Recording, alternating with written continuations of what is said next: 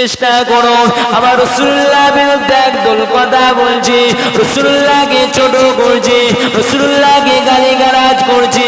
এ মুনাফিক শয়তান তোরা শুনে রেখে দে, আমি আহমদুল্লাহ জানিয়ে দিলাম সেই রাসূলুল্লাহ ওসিলাতে এই দুনিয়াটা সৃষ্টি হয়েছে। এত বড় বিশাল আসমানটা মাথার উপরে দেখতে পারছো, এই আসমানটা সৃষ্টি হয়েছে। এ যুবকেরা বাড়া শুনে রেখে দাও, এই আসমানটা সৃষ্টি হয়েছে সেই রাসূলুল্লাহর ওসিলাতে, পৃথিবীটা সৃষ্টি হয়েছে সেই রাসূলুল্লাহর ওসিলাতে। আমি আহমদুল্লাহ দুনিয়াতে এসেছি সেই রাসূলুল্লাহর ওসিলাতে। তামাম পৃথিবীর যত মানুষ আছে সমস্ত মানব জাতি এসেছে সেই রাসূলুল্লাহর ওসিলাতে। পশু পাখি সৃষ্টি হয়েছে সেই রাসূলুল্লাহর ওসিলাতে। নদী নালা সৃষ্টি হয়েছে সেই রাসূলুল্লাহকে। একদল পশু, একদল জালেম সারদার, একজন গালাগালি দিচ্ছে, আবার রাসূলুল্লাহকে খারাপ ভাষা বলছে। আবার একদল মানুষ সাপোর্ট হয়ে মসজিদগুলোকে পৃথিবীর জমিনে ভাঙছে, এমনকি অনেক মসজিদকে চলে যাচ্ছে, পুড়িয়ে দিচ্ছে, কোরআন শরীফগুলোকে পুড়িয়ে দিচ্ছে, আল্লাহর ঘর মসজিদের উপর আঘাত করছে, নবীর ঘর মাদ্রাসার উপরে জ্বালিয়ে দিচ্ছে, ওগুলোকে ভেঙে দিচ্ছে, নারীদের উপরে বেহুসুদি কাজ চলছে। নারীদেরা, এ যুবকেরা বাড়া শুয়ে রেখে দাও, এটা আমাদের পরীক্ষার দিন হতে পারে।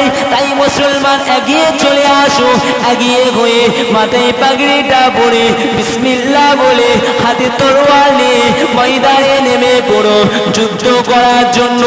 এখনো ঘরে বসে থাকো না বাবা, আল্লাহ আল্লাহ করছি, নবী নবী করছি, কিন্তু একদল মানুষ কিন্তু আমার ইজাজ ভাই কিন্তু নবী বিরুদ্ধে কথা বলছে, নবীকে গালিগালাজ দিচ্ছে। আমি কিন্তু প্রতিবাদ করছি না, কাল কিয়ামতের ময়দানে জবাব দিতে হবে। আমার আল্লাহ পাক জিজ্ঞাসা করবে, বান্দি তুমি নামাজ পড়েছো? হ্যাঁ আল্লাহ আমি নামাজ পড়েছি। বান্দি তুমি রোজা রেখেছো? হ্যাঁ আল্লাহ আমি রোজা রেখেছি। বান্দি তুমি হজ করেছো? হ্যাঁ আল্লাহ আমি হজ করেছি।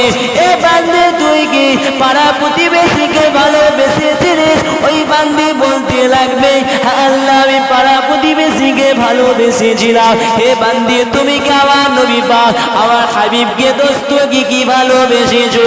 ওই সময় বান্দি বলবে, হ্যাঁ আল্লাহ ভালোবেসেছি, কিন্তু একটা কথাই কিন্তু আমি করতে পারি না। কি কথা? একটা প্রতিবাদ করতে পারি না।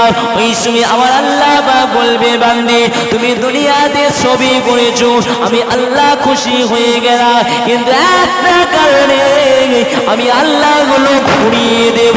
কোনটা? সেটা হলো মুহাম্মদ রাসূলুল্লাহকে ভালোবেসেছিলে, কিন্তু নবীর বিরুদ্ধে আমার হাবিবের বিরুদ্ধে একদল মানুষ কিন্তু বিরুদ্ধে কথা বলেছে। তোমার সেই সময় রাজ ক্ষমতা ছিল, ওই সময় তোমার কিন্তু পাওয়ার ছিল, তুমি কেন তার জন্য প্রতিবাদ কেন করলে না? আমার আল্লাহ বলবে, কেন প্রতিবাদ করলে না বান্দা?